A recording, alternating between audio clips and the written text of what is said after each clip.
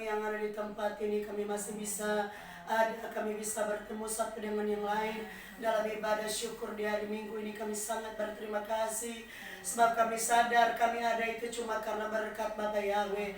Sementara orang lain tidak punya kesempatan, sementara orang lain Tuhan berada dalam keadaan yang tidak ada harapan, tetapi Tuhan kami masih ada sampai hari ini. Ada begitu banyak orang yang tidak bisa lagi bersekutu beribadah kepadamu, tapi kami masih bisa Tuhan, itu semua karena anugerah-Mu. Oleh sebab itu kami sangat bersyukur dan kami mau mempergunakan waktu ini Tuhan dengan sebaik-baiknya. Terima kasih Bapa, sebab kami tahu di saat kami beribadah roti makanan diberkati, air minuman diberkati, segala penyakit dilalukan. Di saat kami ibadah kami diberkati hidup sekarang, hidup yang akan datang. Di saat kami diberkati kami dikuatkan, kami diajar, bahkan terlebih lagi Tuhan keselamatan yang kekal itu sudah pasti jadi bagian kami. Oleh sebab itu Bapa, kami bersyukur kalau kami masih bisa ibadah. Dan saat ini Tuhan, sesudah kami memuji memuliakan akan nama kudus-Mu, kami rindu Bapa Yahweh, berkati kami lewat pengajaran-Mu. Sebab kami sadar tidak ada berkat yang sempurna di luar dari kebenaran firman. Tidak ada kekuatan yang sempurna di luar dari kebenaran firman. Ketika kami menyatu dengan firman, kami kuat, kami sehat, kami diberkati rohani jasmani kami. Oleh sebab itu Roh Kudus berbicara, berdaulat, nyatakan, sampaikan isi hati-Mu. Urapi kami semua, pendengaran kami, hati kami, tubuh roh jiwa kami, sehingga benih kebenaran yang ditaburkan jatuh di tanah yang subur. Semua pekerja setan yang tidak mau kami diberkati, yang coba-coba mencuri konsentrasi kami, yang membuat kami tidak bisa mengerti kebenaran, satu hati kami tolak, kami patahkan, kami hancurkan. Darah Yesus berkuasa, darah Yesus berkuasa. Terima kasih Bapa, kuduskan kami, kuduskan tempat ini. Urapi kekasih-Mu ini, biar kami semua jadi berkat. Ibadah Tuhan secara yang ibadah secara langsung, ibadah lewat live streaming, mereka semua diberkati. Mereka mendengar firman, mereka juga diberkati. Terima kasih Bapa, kami sambut kabar kebenaran-Mu demi nama Tuhan Yesus Masih. Haleluya, amin. Puji Tuhan, shalom. Shalom. Haleluya. Pagi hari ini kita bersyukur Bapa Yahweh begitu baik, Dia masih berikan kita kesempatan untuk beribadah. Meskipun sampai hari ini kita masih ibadah dari rumah ke rumah, tapi saya percaya berkat Tuhan itu sempurna. Nah, puji Tuhan, hari ini kembali kita akan belajar kebenaran firman Tuhan. Bagaimana cara ataupun bisa dikatakan syarat mengalami mujizat. Ada begitu banyak cara, ada begitu banyak syarat untuk mengalami mujizat dan pertolongan dari Bapa Yahweh di dalam pembacaan firman Tuhan. Bahkan itu juga sudah banyak kali saya bawakan, tapi khusus pada hari ini syarat ataupun cara untuk mengalami mujizat kita akan belajar di dalam Yohanes pasal yang ke-11. Sekali lagi, Injil Yohanes pasal yang ke-11. Pembacaan ini cukup panjang, tapi saya tidak akan khotbah ayat per ayat. Kita akan ambil apa yang menjadi pelajaran bagi kita semua, apa yang menjadi pesan Tuhan. Tapi kita baca seluruhnya supaya saya selalu rindu kita baca seluruh supaya kita mengerti ceritanya. Karena ini bukan perumpamaan, tapi ini kisah atau peristiwa, cerita yang betul-betul terjadi. Jadi kita perlu baca supaya kita mengerti. Meskipun ini firman Tuhan ini sudah kebanyakan diajarkan di sekolah-sekolah minggu, sekolah-sekolah sahabat.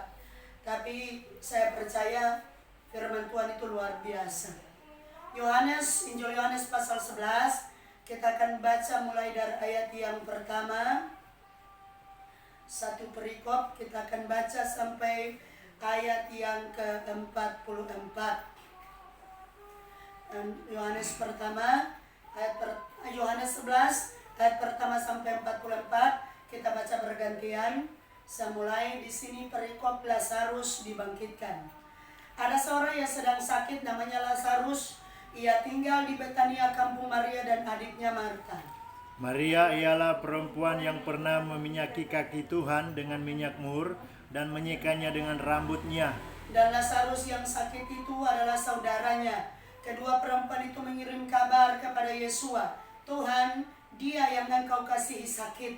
Ketika Yesua mendengar kabar itu, ia berkata, "Penyakit itu tidak akan membawa kematian, tetapi akan menyatakan kemuliaan Tuhan, sebab oleh penyakit itu anak Tuhan akan dimuliakan. Yesua memang mengasihi Marta dan kakaknya dan Lazarus. Namun setelah didengarnya bahwa Lazarus sakit, ia sengaja tinggal 2 hari lagi di tempat di mana ia berada. Tetapi sesudah itu ia berkata kepada murid-muridnya, "Mari kita kembali lagi ke Yudea." Murid-murid itu berkata kepadanya, "Rabi, baru-baru ini orang-orang Yahudi mencoba melempari engkau. Masih maukah engkau kembali ke sana?" Jawab Yesua, "Bukankah ada 12 jam dalam satu hari? Siapa yang berjalan pada siang hari kakinya tidak terantuk, karena ia melihat terang dunia ini. Tetapi jikalau seorang berjalan pada malam hari, kakinya terantuk, karena terang tidak ada di dalam dirinya." Demikianlah perkataannya, dan sesudah itu ia berkata kepada mereka, "Lazarus saudara kita telah tertidur, tetapi aku pergi ke sana untuk membangunkan dia dari tidurnya." Maka kata murid-murid itu kepadanya, "Tuhan, jikalau ia tertidur, ia akan sembuh." Tetapi maksud Yesua ialah tertidur dalam arti mati. Sedangkan sangka mereka, Yesua berkata tentang tertidur dalam arti biasa. Karena itu Yesua berkata dengan terus terang, Lazarus sudah mati. Tetapi syukurlah aku tidak hadir pada waktu itu, sebab demikian lebih baik bagimu, supaya kamu dapat belajar percaya. Marilah kita pergi sekarang kepadanya. Lalu Thomas yang disebut Didimus berkata kepada teman-temannya, yaitu murid-murid yang lain, "Marilah kita pergi juga untuk mati bersama-sama dengan dia." Maka ketika Yesua tiba, didapatinya Lazarus telah 4 hari berbaring di dalam kubur. Betania terletak dekat Yerusalem kira-kira 2 mil jauhnya. Di situ banyak orang Yahudi telah datang kepada Marta dan Maria untuk menghibur mereka berhubung dengan kematian saudaranya. Ketika Marta mendengar bahwa Yesua datang, ia pergi mendapatkannya, tetapi Maria tinggal di rumah. Maka kata Marta kepada Yesua, "Tuhan, sekiranya engkau ada di sini, saudaraku pasti tidak mati." Tetapi sekarang pun aku tahu bahwa Tuhan akan memberikan kepadamu segala sesuatu yang engkau minta kepadanya. Kata Yesua kepada Marta, "Saudaramu akan bangkit." Kata Marta kepadanya, "Aku tahu bahwa ia akan bangkit pada waktu orang-orang bangkit pada akhir zaman." Jawab Yesua, "Akulah kebangkitan dan hidup. Barang siapa percaya kepadaku, ia akan hidup walaupun sudah mati. Dan setiap orang yang hidup dan yang percaya kepadaku tidak akan mati selama-lamanya. Percayakah engkau akan hal ini?" Jawab Marta, "Ya Tuhan, aku percaya bahwa engkaulah Mesias, anak Elohim, dia yang akan datang ke dalam dunia." Dan sesudah berkata demikian, ia pergi memanggil saudaranya Maria dan berbisik kepadanya, "Guru ada di sana dan ia memanggil engkau." Mendengar itu Maria segera bangkit lalu pergi mendapatkan Yesua. Pada waktu itu Yesua belum sampai ke dalam kampung itu. Ia masih berada di tempat Marta menjumpai dia. Ketika orang-orang Yahudi yang bersama-sama dengan Maria di rumah itu untuk menghiburnya melihat bahwa Maria segera bangkit dan pergi keluar, mereka mengikutinya karena mereka menyangka bahwa ia pergi ke kubur untuk meratap di situ. Setibanya Maria di tempat Yesua berada dan melihat dia, tersungkurlah ia di depan kakinya dan berkata kepadanya, "Tuhan, sekiranya engkau ada di sini, saudaraku pasti tidak mati." Ketika Yesua melihat Maria menangis dan juga orang-orang Yahudi yang datang bersama-sama dia, maka masih gulah hatinya. Ia sangat terharu dan berkata, "Di manakah dia kamu baringkan?" Jawab mereka, "Tuhan, marilah dan lihatlah." Maka menangislah Yesua. Kata orang-orang Yahudi, "Lihatlah betapa kasihnya kepadanya." Tetapi beberapa orang di antaranya berkata, "Ia yang memelekkan mata orang buta, tidak sanggupkah ia bertindak sehingga orang ini tidak mati?" Maka masih gula pula hati Yesua, lalu ia pergi ke kubur itu. Kubur itu adalah sebuah goa yang ditutup dengan batu. Kata Yesua, "Angkat batu itu." Marta saudara orang yang meninggal itu berkata kepadanya, "Tuhan, ia sudah berbau sebab sudah 4 hari ia mati." Jawab Yesua, "Bukankah sudah kukatakan kepadamu, jikalau engkau percaya, engkau akan melihat kemuliaan Elohim?" Maka mereka mengangkat batu itu. Lalu Yesua menengadah ke atas dan berkata, "Bapa, aku mengucap syukur kepadamu karena engkau telah mendengarkan aku. Aku tahu bahwa Engkau selalu mendengarkan aku, tetapi oleh karena orang banyak yang berdiri di sini mengelilingi aku mengatakannya supaya mereka percaya bahwa Engkaulah yang telah mengutus aku. Dan sesudah berkata demikian, berserulah ia dengan suara keras, Lazarus, marilah keluar. Sama-sama. Orang yang telah mati itu datang keluar, kaki dan tangannya masih terikat dengan kain kapan, dan mukanya tertutup dengan kain peluh. Kata Yesus kepada mereka, bukalah kain-kain itu dan biarlah ia pergi. Katakan amin. Amin. Puji Tuhan, seperti yang saya katakan tadi, kita meskipun sudah tahu persis cerita ini, tetapi kita perlu baca supaya kita kembali diingatkan tentang peristiwa ataupun cerita yang betul-betul terjadi pada waktu zaman Yesua ada di muka bumi ini. Tapi saya tidak akan khotbahkan ayat per ayat, sebagaimana apa yang sudah saya sampaikan pada hari ini, yaitu bagaimana syarat atau caranya untuk kita mengalami mujizat. Karena firman Tuhan ini sudah dari beberapa ribuan tahun yang lalu. Jadi saudara, kita belajar hari ini, saya percaya ketika ini disampaikan, ini untuk saya dan saudara. Siapapun kita yang namanya manusia yang hidup di muka bumi ini, kita merindukan yang namanya mujizat. Kita merindukan yang namanya pertolongan Tuhan. Kita merindukan yang namanya berkat Tuhan.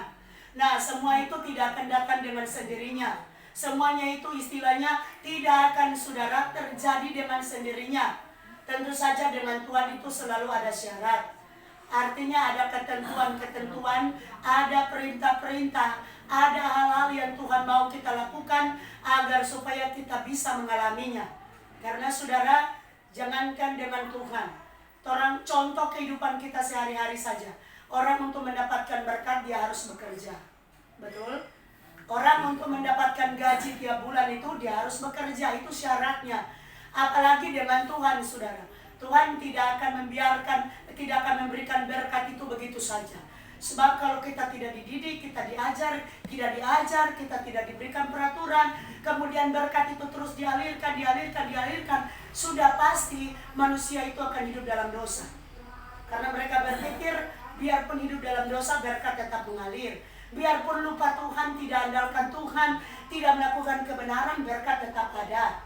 Jadi Tuhan tidak mau seperti itu, makanya semuanya itu ada syaratnya. Semua tokoh-tokoh kitab suci, para nabi, para rasul, bahkan pribadi-pribadi, orang-orang di dalam catatan firman Tuhan yang selama ini kita pelajari itu, rata-rata semua mengalami mujizat pertolongan Tuhan itu ada syaratnya, saudara. Nah, hari ini saudara, syarat yang perlu kita pelajari atau bagaimana caranya supaya kita bisa mengalami mujizat itu lewat pembacaan yang akan kita belajar di dalam Yohanes pasal yang 11 ini. Di sini Maria bersama Marta dan orang-orang pada waktu itu mereka melihat, bahkan mereka mengalami mujizat yang luar biasa. Jadi saudara, saya mulai. Syarat yang pertama ataupun cara yang pertama agar supaya kita bisa mengalami mujizat. Meskipun saudara mungkin situasinya berbeda, persoalan kita berbeda. Kalau pada waktu itu Maria dan Marta itu mengalami kedukaan, Lazarus itu meninggal. Nah, namanya manusia kan punya persoalan berbeda-beda. Hari ini mungkin masalah kita berbeda dengan kejadian yang terjadi dalam pembacaan ini. Tapi yang namanya apapun proses hidup, kita butuh Tuhan. Amin. Yang namanya pergumulan hidup, kita butuh mujizat Tuhan. Nah, supaya pertolongan Tuhan itu dinyatakan, syarat yang pertama yaitu menempatkan diri sebagai orang yang dikasihi. Itu ada di ayat yang ketiga. Kembali saya baca di ayat yang ketiga. Ini syarat yang pertama. Dan Lazarus yang sakit itu adalah saudaranya. Kedua perempuan itu mengirim kabar kepada Yesua, Tuhan, dia yang engkau kasihi sakit. Jadi Lazarus ini adalah orang yang dikasihi Tuhan. Buktinya apa? Di dalam pembacaan tadi saudara kita sudah lihat, ketika Yesua melihat keadaan seperti itu, dia lihat Maria dan Marta menangis, orang-orang yang datang juga menangis, Yesua pun ikut menangis. Sehingga orang-orang yang melihat Yesua menangis tadi mereka berkata apa? Betapa dia sangat mengasihi orang ini. Berarti Lazarus ini orang yang sangat dikasihi Tuhan. Cuma karena seorang Lazarus, Yesua menangis. Tuhan menangis. Memang betul waktu itu Yesua posisinya datang sebagai manusia. tetapi Dia adalah Tuhan. Saudara, betapa luar biasa kalau kita menempatkan diri kita sebagai orang yang dikasihi Tuhan. Saya percaya kalau kita menempatkan diri sebagai orang yang dikasihi Tuhan, Tuhan tidak akan pernah membiarkan kita susah. Amin. Contoh dalam rumah saja, anak kalau dikasih orang tua mana yang mau lihat anaknya susah? Saya percaya contoh keluarga di tempat ini. Karena Matthew posisi sebagai anak, sudah pasti Koatek dan Ibu Ana tidak akan biarkan anak ini susah. Jangankan dia susah, dia lapar pun tidak akan dibiarkan. Apa yang dia butuhkan, namanya anak yang dikasihi, apa yang dibutuhkan pasti orang tua itu berikan. Apalagi kalau anak itu dengar-dengaran. Nah saudara, sekarang pertanyaan mungkin, bagaimana cara sih supaya kita ini menempatkan diri sebagai orang yang dikasihi Tuhan? Ya seperti yang saya katakan tadi, hubungan kita dengan Tuhan itu hubungan anak dengan orang tua. Jadi saudara, di mana-mana kalau anak itu dengar-dengaran, anak itu melakukan perintah, anak itu apa yang dikatakan dia ikuti, dia turuti, sudah pasti dia anak yang dikasihi. Saya kasih contoh saudara, anak dalam rumah saudara, kalau dia tahu ambil hati orang tua, sondor dia bilang, tanpa dia sebutkan kebutuhannya itu orang tua pasti tahu persis. Apalagi kita yang sudah jadi orang tua. Nah posisi Bapa Yahweh itu firman Tuhan katakan, sedangkan Bapa yang di dunia yang jahat saja tahu memberikan pemberian yang baik kepada anaknya, apalagi Bapa Yahweh itu Bapa yang sangat baik. Amin. Jadi bagaimana cara kita menempatkan posisi kita sebagai anak-anak, yaitu sebagai orang yang dikasihi? Jadilah anak-anak yang dengar-dengaran. Jadilah anak-anak yang setia melakukan firman. Kalau kita tahu itu perintah Tuhan, mari kita lakukan. Memang terkadang banyak kali bahkan ketika kita melakukan perintah Tuhan itu harus ada harga bayar, harus ada pengorbanan. Setia itu pengorbanan, betul? Mau taat itu pengorbanan. Mau lakukan perintah Tuhan itu, saudara, saya bisa katakan gampang-gampang susah. Gampang kalau kita lakukan dengan hati yang tulus. Susah kalau kita lakukan dengan bersungut-sungut. Contoh kecil, ketika dalam persoalan Tuhan bilang mesti bersyukur. Kalau kita lakukan dengan hati tulus, kita bisa. Tapi kalau kita dengan berat, tidak akan mampu bersungut ketika dapat proses. Tidak akan mampu bersyukur ketika dapat proses. Sementara bersyukur itu adalah perintah Tuhan. Jadi saudara, saya katakan sekali lagi, untuk menempatkan posisi hidup kita sebagai orang yang dikasihi Tuhan itu satu saja, jadi anak yang dengar-dengaran. Supaya ketika Bapa Yahweh mengasihi kita, saudara, seperti yang saya katakan tadi, kalau Dia mengasihi kita, semua kebutuhan kita pasti Dia penuhi. Kalau kita adalah orang yang dikasihinya, semua apa yang kita rindukan, apa yang kita doakan. Sekali lagi, sedangkan orang tua yang jahat tahu memberikan pemberian yang baik kepada anak-anaknya, apalagi Bapa Yahweh yang luar biasa, yang sangat-sangat baik. Siapapun kita pada hari ini, mari belajar tempatkan posisi hidup kita sebagai orang yang dikasihi. Amin. Lakukan semua perintah Tuhan. Kalaupun kita rasa berat, minta kekuatan. Kalaupun kita merasa tidak mampu, minta kekuatan. Sebab memang kalau pakai kekuatan kita manusia, kita tidak akan mampu mempraktekkan kebenaran firman. Tapi kalau minta kekuatan dari Tuhan, sudah pasti Tuhan berikan kita kekuatan. Roh Kudus yang berikan kita kekuatan untuk melakukan firman Tuhan. Dan ketika kita jadi anak-anak yang taat, maka kita sementara menempatkan posisi hidup sebagai orang yang dikasihi Tuhan. Sekali lagi saya mau katakan, ketika kita dikasihi, tidak ada doa yang tidak dijawab. Pasti dijawab Tuhan. Itu syarat pertama. Jadi untuk mengalami mujizat, tempatkan posisi hidup sebagai orang yang dikasihi Tuhan. Syarat yang kedua, itu ada di ayat yang keempat. Mengimani dan menyadari bahwa setiap proses itu tujuannya untuk kemuliaan Tuhan. Jadi istilahnya kita harus mengimani ataupun menyadari. Artinya orang harus imani dan orang harus sadar bahwa setiap proses itu tujuannya untuk kemuliaan Tuhan. Itu ada di tempat. Saya baca tempat. Ketika Yesus mendengar kabar itu, ia berkata, penyakit itu tidak akan membawa kematian, tetapi akan menyatakan kemuliaan Elohim. Sebab oleh penyakit itu anak Elohim atau Yesua dimuliakan. Jadi saudara, dalam perjalanan hidup ini, supaya mengalami mujizat seperti Marta, Maria, dan Lazarus, mari imani bahwa setiap proses itu ada tujuannya. Setiap persoalan yang orang hadapi, orang mesti sadar Tuhan itu mengizinkan segala sesuatu itu tidak ada yang kebetulan. Semua yang kita alami di muka bumi ini tidak ada kebetulan. Apakah itu proses keuangan, apakah proses kesehatan kita, ataupun proses dalam usaha, proses apapun saudara, kita harus mengimani, kita harus menyadari bahwa semua yang Tuhan izinkan tujuannya supaya nama Tuhan dimuliakan. Amin. Karena saudara, ujung-ujungnya ini, semua pembacaan ini, semua orang menyaksikan kebangkitan dari Lazarus. Karena karya dari Yesua. Kita kalau tidak ada proses, kita tidak akan tahu kemuliaan yang Tuhan nyatakan. Karena mau lihat apa kalau kita tidak pernah dapat masalah. Tapi contoh, ketika kita pernah melewati yang namanya proses sakit contohnya. Ketika kita berdoa, kita sembuh, kita akan sadar, oh Tuhan, ini semua karena Tuhan. Ketika kita mungkin mengalami persoalan dalam usaha, saudara, ketika Tuhan tolong usaha kita yang mungkin yang tadinya mandek, yang tadinya sempat rugi, mungkin sempat bangkrut, mungkin sempat gulung tikar istilahnya.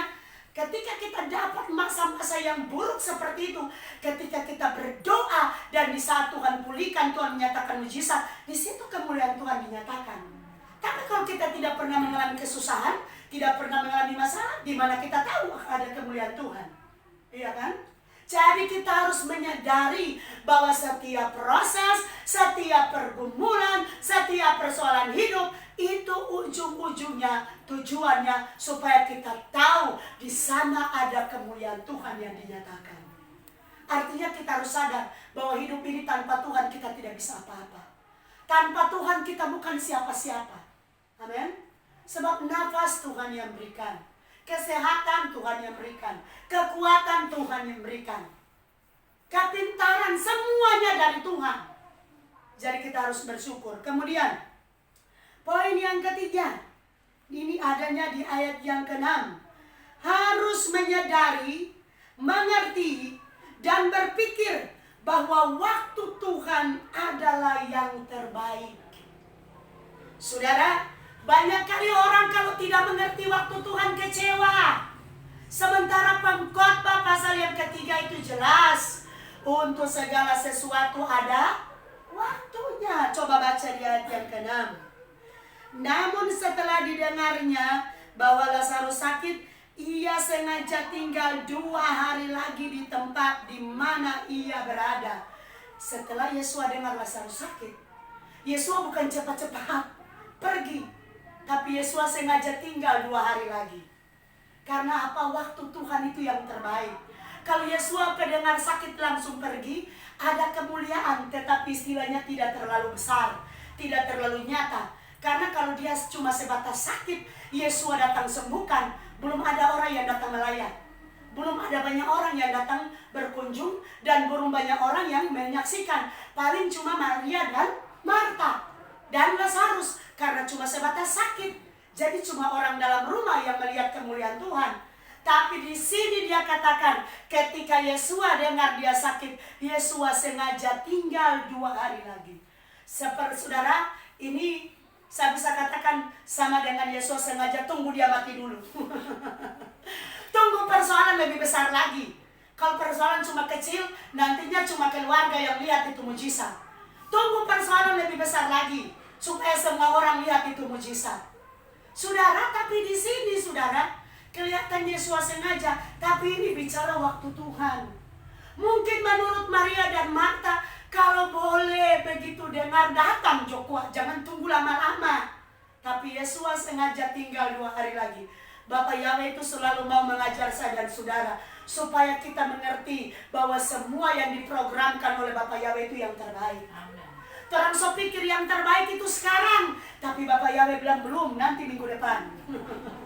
Nanti bulan depan, nanti 1 tahun lagi. Sebab bulan depan atau minggu depan waktu yang terbaik. Mungkin menurut kita waktu sekarang yang terbaik, Tuhan. Saya butuh sekarang waktunya. Tapi Tuhan bilang waktuku bukan sekarang. Nanti satu minggu depan mungkin, 1 bulan depan atau kapan saja. Tetapi yang perlu kita sadar di sini, waktu Tuhan adalah waktu yang terbaik. Sampai dijadikan lagu kan? Waktu Tuhan pasti yang terbaik. Jadi saudara, kalau kita sadar waktu Tuhan waktu yang terbaik, kita tidak akan pernah bersungut-sungut. Kita tidak akan pernah marah-marah. Kalaupun Tuhan belum jawab doa sekarang, kita akan mampu bersyukur. Tapi kalau kita tidak sadar dengan waktu Tuhan adalah waktu yang terbaik, saudara sudah pasti tidak akan mengalami mujizat. Kenapa? Begitu doa hari ini Tuhan belum jawab, marah-marah dengan Tuhan, bersungut-sungut, mengeluh. Tuhan, kita setia kepada apa masalah terus. Tuhan, kita setia ke apa ini lagi. Satu belum selesai, datang satu lagi. Tapi kalau kita sadar dengan waktu Tuhan, kita adalah orang yang paling berbahagia. Betul, saudara. Jadi usahakan lagu ini jangan cuma sampai di menyanyi. Harus mengerti bahwa waktu Tuhan adalah yang terbaik. Bagi Marta dan Maria itu sudah tidak terbaik lagi, so terlambat. Tapi ada juga lagu yang berkata, Tuhan tidak pernah terlambat, tidak juga terlalu cepat. Tuhan tak pernah terlambat dan tak pernah terlalu cepat. Tuhan selalu tepat waktu dan tak pernah Dia ingkar janji. Luar biasa, saudara. Tuhan itu nyanda terlambat, nyanda terlalu cepat, selalu tepat waktu. Cuma kadang orang saja yang tidak mengerti. Banyak kali kita saja yang tidak mengerti, saudara. Jadi mari, syarat untuk mengalami mujizat Tuhan, poin yang berikut, Tuhan mau mengerti bahwa waktu Tuhan adalah yang terbaik.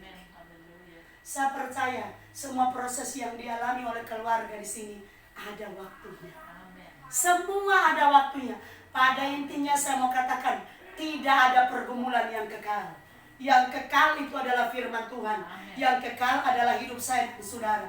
Tapi pergumulan semua pasti akan berlalu. Tinggal tunggu waktunya. Puji Tuhan.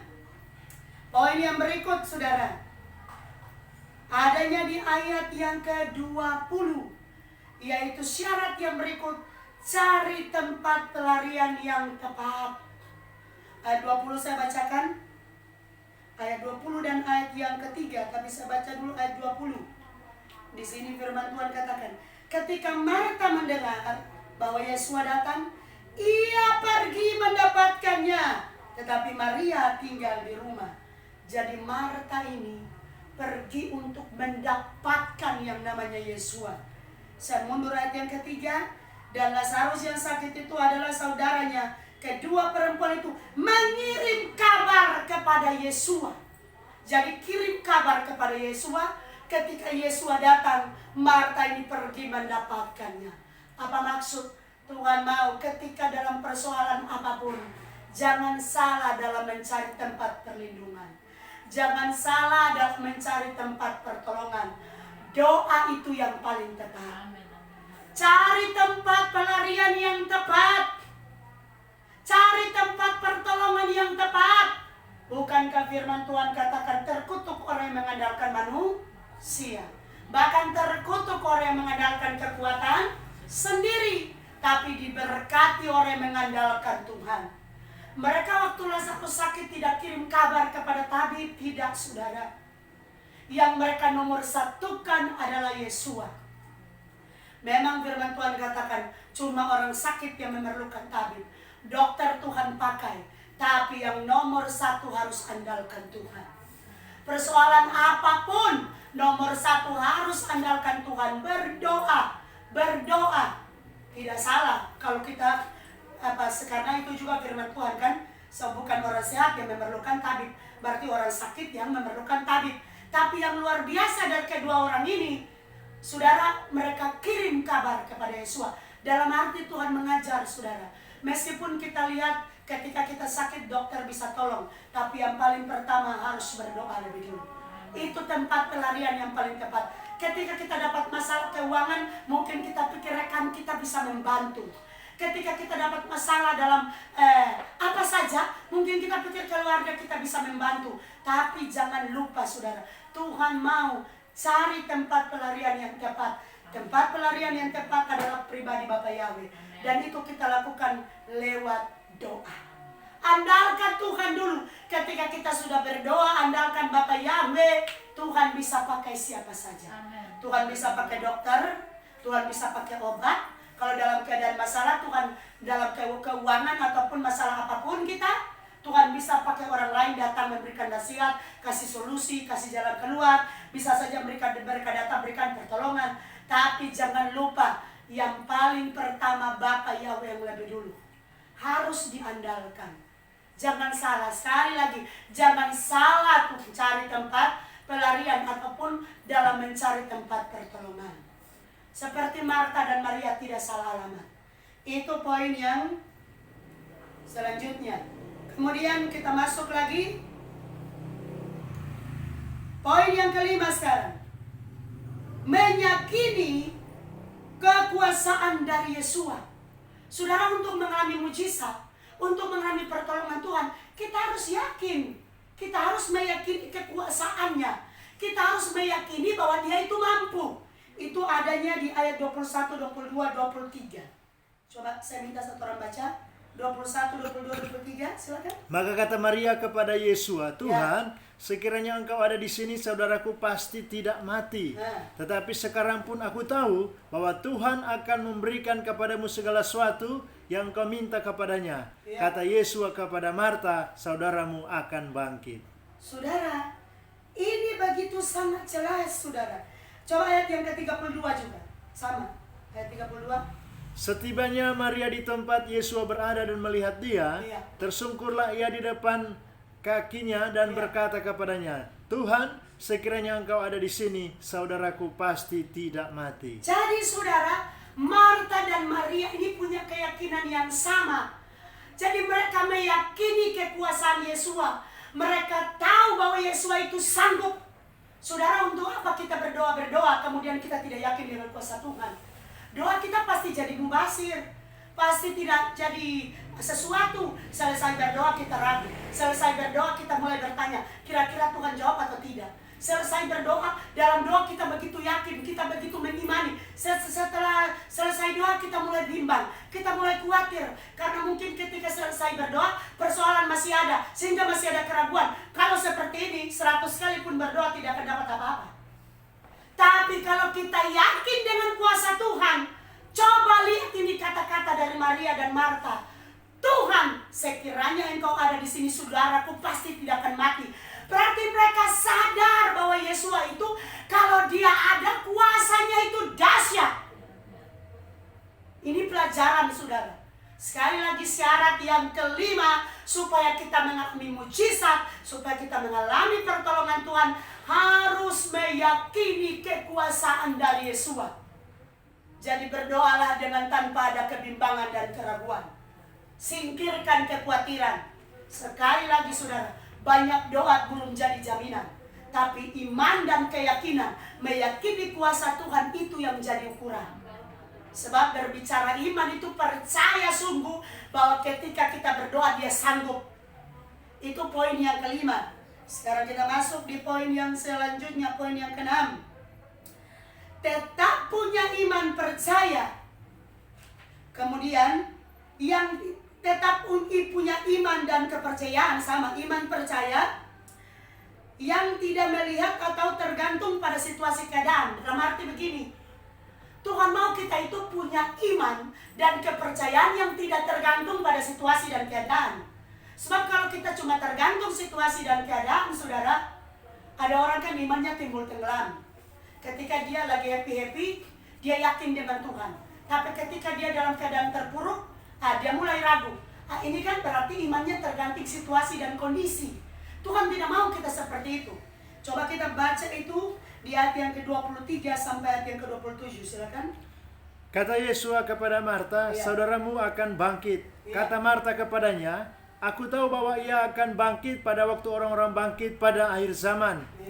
Jawab Yesus, akulah kebangkitan dan hidup. Barang siapa percaya kepadaku, ia akan hidup walaupun ia sudah mati. Dan setiap orang yang hidup dan yang percaya kepadaku tidak akan mati selama-lamanya. Percayakah engkau akan hal ini? Jawab Marta, ya Tuhan, aku percaya bahwa engkau Mesias, anak Tuhan, Dia yang akan datang ke dalam dunia. Saudara, di dalam pembacaan ini begitu sangat jelas, saudara. Tuhan mau sekali lagi agar supaya kita tetap punya kepercayaan yang sungguh, tetap punya iman percaya yang tidak melihat atau tergantung pada situasi keadaan yang ada. Keadaan yang ada pada waktu itu ketika Yesus bilang, saudaramu pasti bangkit, Marta bilang, Tuhan aku tahu dia pasti bangkit ketika ada kebangkitan orang-orang mati nanti.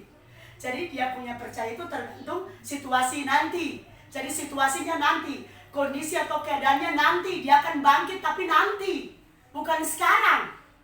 Sementara yang Yesus maksudkan, kalau engkau percaya saudaramu pasti bangkit itu sekarang. Tapi Maria tanggapi nanti. Ini kan berarti Maria beriman cuma tergantung dengan situasi toh. Keadaan situasi sekarang so mati, so terlambat, so tidak bisa lagi. Padahal untuk Yesus melakukan mujizat itu tidak tergantung situasi, tidak tergantung kondisi, tidak melihat keadaan yang ada. Jadi Tuhan mau syarat yang berikut, mari miliki iman yang tidak tergantung. Ada kan banyak orang berpikir, Tuhan, iya, yang lalu persoalan saya masih kecil, Tuhan masih sanggup. Tapi kayaknya yang ini terlalu besar, kayaknya susah. Dia berpikir kalau persoalannya terlalu besar, rupanya dia pakai logika Tuhan itu tidak sanggup buat sesuatu. Padahal saudara, mau kecil, mau besar, mau berat, mau ringan, Bapa Yahweh terlalu sanggup. Karena Bapa Yahweh itu terlalu besar, lebih besar dan lebih besar dari apapun juga. Sebanyak orang saya buka FB, saya baca status, Tuhanku lebih besar dari persoalanku. Betul. Tapi mudah-mudahan jangan sampai cuma di status. Ada banyak orang kan cuma sampai di status kata-kata firman Tuhan, tapi dia kenyataan hidup sehari-hari masih banyak keraguan. Dia berpikir persoalannya yang lebih besar dari Tuhan. Saudara, mari saudara belajar dari firman Tuhan. Kalau kita berpikir Bapa Yahweh itu lebih besar dari segala-galanya, semuanya tidak ada yang mustahil. Ini poin yang selanjutnya juga. Kita lihat ayat yang ke-33 dan 38, ini poin yang ke-7. Tangisan air mata membuat Yesua pun menangis berbelas kasihan. Apa maksud? Coba baca dulu ayat yang ke-33 sampai 38. Ketika Yesus melihat Maria menangis dan juga orang-orang Yahudi yang datang bersama-sama dia, maka masih gulalah hati Yesua, masih gula hatinya, ia sangat terharu dan berkata, di manakah dia kamu baringkan? Jawab mereka, Tuhan marilah dan lihatlah. Maka menangislah Yesua. Kata orang-orang Yahudi, lihatlah betapa kasihnya kepadanya. Tetapi beberapa orang diantaranya berkata, ia yang memelekkan mata orang buta, tidak sanggupkah ia bertindak sehingga orang ini tidak mati? Maka masih gula pula hati Yesua, lalu ia pergi ke kubur itu. Kubur itu adalah sebuah gua yang ditutup dengan batu. Saudara, dalam pembacaan ini, ketika Yesua melihat Maria dan Marta menangis bersama orang-orang waktu itu pun menangis, masih gula hatinya. Bahkan Yesua pun menangis. Apa artinya saudara? Seperti yang saya katakan tadi, kalau kita menempatkan posisi sebagai orang-orang dikasih Tuhan, ketika air mata keluar, itu membuat Yesua berbelas kasihan. Yesua pun turut menangis, Yesua pun turut merasakan. Jadi kalau hari-hari ini kita diizinkan bergumul sampai air mata kita harus keluar, kita harus menangis berulang-ulang kali, jangan rugi. Amin. Jangan rugi kalau harus menangis dengan Tuhan. Kalau bagi saya lebih baik saya menangis di ruang doa daripada menangis pakai tetangga, daripada menangis pakai keluarga, daripada menangis pakai teman. Puji Tuhan kalau orang bisa tolong. Kalau orang baik-baik, ya mereka berbelas kasihan. Tapi kalau orang tidak baik-baik, paling dalam hati rasa mana. Jadi saudara, Mari lebih baik kita mencucurkan air mata di hadapan hadirat Tuhan. Lebih banyak kita mencucurkan air mata di hadapan hadirat Tuhan. Semakin kita menarik belas kasihan dari Bapa Yahweh untuk saya dan saudara. Sebab kalau kita orang dikasih Tuhan, Tuhan tidak akan tega lihat kita menangis, saudara. Sekali lagi hari ini, kalaupun engkau menangis dengan pergumulan, jangan menyesal. Curahkan isi hatimu, curahkan air matamu di hadiratnya. Ketika engkau menangis, dia pun menangis. Dan ketika dia menangis, dia bukan cuma sampai menangis, dia pasti bertindak. Contoh sehari-hari saya tetap bawakan. Anak kalau sudah merengek-rengek, saudara, sudah pasti orang tua kasih. Dia minta dengan baik-baik tanpa air mata saja, orang tua kasih. Apalagi dia anak yang baik, apalagi kalau dia sudah keluar air mata, orang tua tidak akan tega melihat air matanya. Sudah begitu kita dengan Bapa Yahweh. Ketika Bapa Yahweh melihat air mata kita, dia pasti bertindak. Karena air mata dari Marta dan Maria dan orang-orang pada waktu itu, sehingga Yesus bertindak untuk membangkitkan Lazarus. Jadi sekali lagi saya mau katakan, jangan menyesal kalau engkau harus menangis di hadirat Tuhan. Itu syaratnya, saudara. Kalau engkau hancur hati, itu syaratnya, saudara. Itu caranya. Yang penting jangan air mata buaya. Habis menangis bikin dosa. Itu air mata buaya itu namanya. Habis menangis bikin sakit kepala. Habis menangis bikin sakit hati Tuhan. Itu air mata buaya itu, saudara. Tapi coba habis menangis, kemudian lakukan perintah Tuhan. Waduh, Bapak Yahweh tidak tega tunggu lama-lama. Bapak Yahweh pasti cepat-cepat bertindak. Puji Tuhan. Sekarang kita masuk poin yang ke-8, syarat yang ke-8. Kerjasama dengan Tuhan. Kerjasama dengan Tuhan ini harus, saudara. Coba baca di ayat yang ke-39 dan ayat yang ke-41. Kata Yesua, angkat batu itu. Ya. Marta, saudara-saudara orang meninggal itu, berkata kepadanya, Tuhan, ia sudah berbau, sebab sudah 4 hari ia mati. Ya. Jawab Yesua, bukankah sudah kukatakan kepadamu, jikalau engkau percaya, engkau akan melihat kemuliaan Tuhan. Saudara, di sini apakah Yesua tidak sanggup bertindak? Sedangkan orang mati saja dia bangkitkan. Lazarus yang sudah 4 hari dia bangkitkan. Masa cuma mau angkat batu itu dia, apakah Yesua tidak sanggup buat? Yesua berbicara pun batu itu langsung bergeser. Tapi di sini Yesua mau supaya kita itu ada kerjasama dengan Tuhan. Tuhan tidak mau kita jadi anak gampangan. Tuhan tidak mau kita jadi anak Bapak Yahweh, anak malas. Bapak Yahweh itu selalu berikan perintah supaya kita lakukan. Dia tidak akan langsung Lazarus keluar, tapi dia berikan perintah, coba angkat batu itu. Dalam arti Tuhan itu kasih mujizat harus ada ketentuannya. Tuhan berikan perintah, ada yang harus kita lakukan. Tuhan mau kita kerjasama dengan Tuhan. Sekali lagi, untuk mengangkat batu itu tidak perlu bantuan manusia. Yesua sanggup. Tapi Yesua itu, saudara, selalu mau ada kerjasama dengan saya dan saudara. Bukti, saudara. Apakah waktu Yesua di muka bumi dia tidak bisa pelayanan sendiri? Bisa. Tapi kenapa dia harus pilih 12 rasul? Karena Yesua butuh kerjasama. Yesua bisa bikin sendiri, tapi Yesua mau kita sebagai anak-anaknya itu harus ada kerjasama dengan dia. Dalam arti kita bukan berdiam-diam diri kemudian harus menerima mujizat. Yesua tidak mau kita jadi anak gempangan. Tidak bekerja kemudian terima berkat. Tidak bekerja kemudian tidak berdoa kemudian terima mujizat. Tidak lakukan sesuatu kemudian terima pertolongan Tuhan. Itu kan berarti anak-anak gampang, saudara. Tuhan tidak mau kita seperti itu. Tuhan mau kita itu harus ada kerjasama. Sekali lagi, bukti dari Yesua itu kerjasama dengan manusia.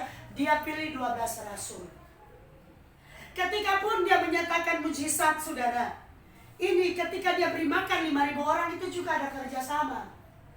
Yesua bisa saja ketika dia lihat orang lapar waktu itu, dia langsung buat mujizat, mereka langsung kenyang, bisa. Ya, Lazarus sudah mati saja dia kasih bangkit. Apalagi orang hidup cuma dia buat kenyang, bisa. Tapi kenapa dia harus tanya apakah ada roti? Apakah ada ikan? Bahkan ketika pun dia sudah buat mujizat, dia suruh murid-murid bagikan. Berarti Yesua itu maunya kerjasama. Kita itu harus kerja, saudara. Sesuai dengan apa yang Tuhan mau dalam diri saya dan saudara. Dalam hati saudara, sekali lagi, Tuhan tidak mau kita ini jadi orang-orang gampangan, saudara. Harus ada kerja di muka Tuhan. Harus ada tindakan. Kerja kita yang paling pertama apa? Yaitu melakukan perintah Tuhan. Tuhan bilang angkat itu batu. Mereka angkat. Itulah ketaatan dan kesetiaan. Coba kalau mereka tidak taat, saudara. Bisa saja Yesua Lazarus tetap bangkit. Tapi Yesua marah kepada orang-orang yang tidak taat. Jadi saudara, poin yang ini Tuhan mau supaya kita kerjasama dengan Tuhan. Tuhan bilang boleh kita jawab mana doa, tapi mana lakukan ini dulu. Ya toh? Boleh kita bangkitkan itu Lazarus, tapi angkat dulu itu batu. Artinya saudara, semua jawaban doa itu pasti, tapi tetap kita harus kerja. Ada hal-hal yang harus kita lakukan untuk Tuhan. Poin yang paling terakhir, mengucap syukur. Cara untuk mengalami mujizat itu saudara tidak lain, tidak lepas dari harus mengucap syukur. Karena orang yang bersungut-sungut tidak akan pernah melihat jawaban doa. Jawaban doa itu kita akan lihat ketika poin yang terakhir ini kita lakukan. Mengucap syukur. Semua poin-poin syarat-syaratnya tadi saya sudah ajarkan, tapi ingat baik, mengucap syukur juga adalah salah satu poin penting. Itu coba baca di ayat yang ke-41. Maka mereka mengangkat batu itu, lalu Yesua menengadah ke atas dan berkata, Bapa, aku mengucap syukur kepadamu karena engkau telah mendengarkan aku. Di sini Yesua saja sebelum buat mujizat, dia bersyukur dulu. Sebelum dia perintahkan Lazarus keluar, dia berdoa, dia bersyukur dulu, saudara. Coba baca Yohanes 6 ayat 11. Ini ada kaitannya, saudara. Ayat 11. Lalu Yesus mengambil roti itu, mengucap syukur dan membagi-bagikannya kepada mereka yang duduk di situ. Demikian juga dibuatnya dengan ikan-ikan itu, sebanyak yang mereka kehendaki. Luar biasa dari dua ayat ini. Ketika dia buat mujizat beri makan 5.000 orang, doanya bukan doa syafaat, saudara, tapi dia mengucap syukur. Ketika dia mengucap syukur, berlipat gandaan itu terjadi. Saya mau katakan, ketika bersyukur, berkat melimpah itu pasti terjadi. Ketika kita bersyukur dalam pembacaan ini, mujizat itu terjadi. Jadi mari jadi anak-anak Tuhan, jangan terlalu banyak bersungut. Bukan jangan terlalu banyak, jangan bersungut. Karena kan kalau bilang jangan terlalu banyak bersungut, berarti sedikit boleh. Tidak, saudara, Tuhan tidak mau. Tuhan mau bersyukur. Apapun kondisinya, mungkin Tuhan, kondisi ini saya tidak mampu bersyukur, Tuhan. Yang saya harapkan tidak sesuai, yang saya terima ini tidak sesuai dengan yang saya harapkan. Keadaan sekarang saya tidak mampu. Tapi ingat baik, saudara, apapun kondisimu hari-hari ini, tidak kenal bentuk apapun pergumulanmu, Tuhan mau kalian suka lihat mujizat Tuhan, mau melihat pertolongan Tuhan, banyak-banyak bersyukur. Jangan bersungut. Sekali lagi, engkau bersungut pun tidak akan membawa pertolongan apa-apa. Betul? Mengeluh pun tidak bisa bikin jalan keluar. Kalaupun engkau bersungut tiba-tiba pertolongan datang, ya banyak-banyaklah bersungut. Kalaupun engkau mengeluh tiba-tiba sakit itu hilang, ya sudah, mengeluh saja. Tapi kalau mengeluh pun bikin lama mujizat Tuhan, tidak bawa bantuan apa-apa. Seperti satu nasihat dari ibu kepada seorang bapak yang sakit, dan ini cerita lama, karena cerita nyata. Karena bapak ini sakit, menangis dari malam sampai pagi, saya tahu persis, karena itu keluarga saya. Saudara, sang ibu bilang begini, coba berhenti, kasih kurang itu suara, volume suara itu kasih berhenti. Mau teriak besar-besar itu suara pun tidak akan mengurangi rasa sakit. Jadi lebih baik berdoa dan bersyukur. Betul juga, saudara. Menangis sekuat-kuatnya pun tidak mengurangi rasa sakit, malah bikin habis tenaga kalau menangis. Jadi saya bisa katakan, bersungut pun tidak mengurangi itu persoalan. Jadi mana pilih? Bersyukur meskipun berat tapi pertolongan datang, ataupun bersungut, kelihatannya bersungut, oh apakah itu akan membawa kesenangan? Tidak. Justru lebih membawa berat, itu beban, lebih tambah susah, lebih tambah Tuhan jauh. Jadi saudara, poin yang terakhir dari sekian banyak 9 poin ini, saudara, kuncinya adalah mengucap syukur. dari syarat-syarat yang Tuhan ajarkan. Dari 8 poin kita sudah lakukan, tapi kalau poin yang ke-9 juga kita abaikan, kita juga tidak akan dapat apa-apa. Jadi semua syarat-syarat yang sudah kita lakukan, sudah kita pelajari dalam pembacaan Yohanes 11 ini, mari kita dengar untuk kita praktekkan. Sekali lagi, poin pertama menempatkan diri sebagai orang dikasihi. Poin yang kedua, mengimani dan menyadari bahwa setiap proses itu tujuannya untuk kemuliaan Tuhan. Ketiga, harus menyadari, mengerti, berpikir bahwa waktu Tuhan adalah yang terbaik. Yang keempat, cari tempat pelarian atau perlindungan yang tepat. Kemudian yang kelima, meyakini kekuasaan dari Yesua. Yang keenam, tetap punya iman yang tidak tergantung pada situasi dan keadaan. Kemudian poin yang ke-7, tangisan air mata kita itu membuat Yesua berbelas kasihan. Poin yang ke-8, kita harus kerjasama dengan Tuhan. Dan poin yang ke-9, harus selalu mengucap syukur. 9 poin ini saya percaya kalau kita praktekkan dalam perjalanan iman, sekali lagi, sedangkan yang sudah mati, sudah busuk, Tuhan sanggup bangkitkan. Apalagi kita yang masih hidup. Kalau cuma persoalan masalah keuangan, kalau cuma persoalan masalah kesehatan, kalau cuma persoalan masalah usaha, itu terlalu kecil di muka Tuhan. Sedangkan dunia yang besar ini Tuhan ciptakan cuma dengan firman-Nya, iya toh? Apalagi cuma dengan persoalan kita. Jadi saudara, saya percaya lewat firman Tuhan ini kita semua pasti diberkati. Kita mengucap syukur. Terima kasih Bapak Yahweh, kami bersyukur buat pengajaran-Mu pada hari ini. Engkau mengajarkan kami ada begitu banyak hal.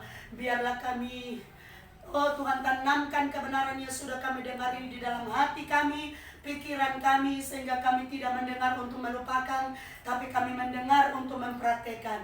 Kami mendengar untuk melakukan, sehingga mujizat demi mujizat, pertolongan demi pertolongan, itu kami alami dalam perjalanan hidup kami. Terima kasih Bapak, ini doa syukur kami. Kami akan masuk dalam pujian penyembahan.